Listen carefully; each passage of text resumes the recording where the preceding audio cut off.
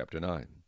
Now when the queen of Sheba heard of the fame of Solomon, she came to Jerusalem to test Solomon with hard questions, having a great retinue, camels that bore spices, gold in abundance, and precious stones.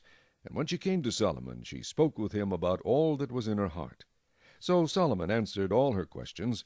There was nothing so difficult for Solomon that he could not explain it to her. And when the queen of Sheba had seen the wisdom of Solomon, the house that he had built, the food on his table, the seating of his servants, the service of his waiters and their apparel, his cupbearers and their apparel, and his entryway by which he went up to the house of the Lord, there was no more spirit in her. Then she said to the king, "It was a true report which I heard in my own land about your words and your wisdom. However, I did not believe their words until I came and saw with my own eyes, and indeed half of the greatness of your wisdom was not told me. You exceed the fame of which I heard. Happy are your men, and happy are these your servants, who stand continually before you and hear your wisdom. Blessed be the Lord your God, who delighted in you, setting you on his throne to be king for the Lord your God, because your God has loved Israel, to establish them forever. Therefore he made you king over them, to do justice and righteousness." And she gave the king 120 talents of gold, spices in great abundance, and precious stones. There never were any spices such as those the queen of Sheba gave to King Solomon. Also the servants of Hiram and the servants of Solomon, who brought gold from Ophir, brought algum wood and precious stones. And the king made walkways of the algum wood for the house of the Lord and for the king's house, also harps and stringed instruments for singers. And there were none such as these seen before in the land of Judah. Now King Solomon gave to the queen of Sheba all she desired, whatever she asked, much more than she had brought to the king. So she turned and went to her own country, she and her servants. The weight of gold that came to Solomon yearly was 666 talents of gold, besides what the traveling merchants and traders brought. And all the kings of Arabia and governors of the country brought gold and silver to Solomon. And King Solomon made 200 large shields of hammered gold. 600 shekels of hammered gold went into each shield.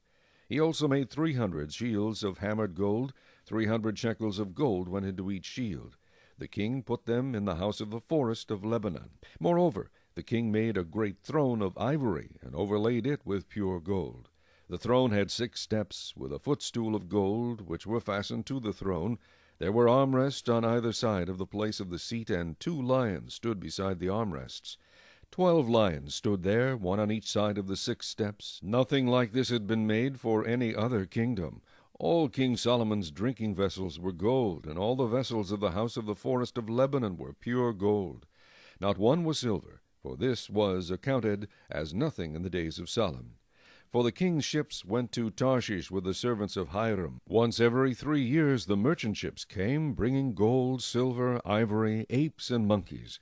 So King Solomon surpassed all the kings of the earth in riches and wisdom. And all the kings of the earth sought the presence of Solomon to hear his wisdom, which God had put in his heart. Each man brought his present, articles of silver and gold, garments, armor, spices, horses, and mules, at a set rate year by year.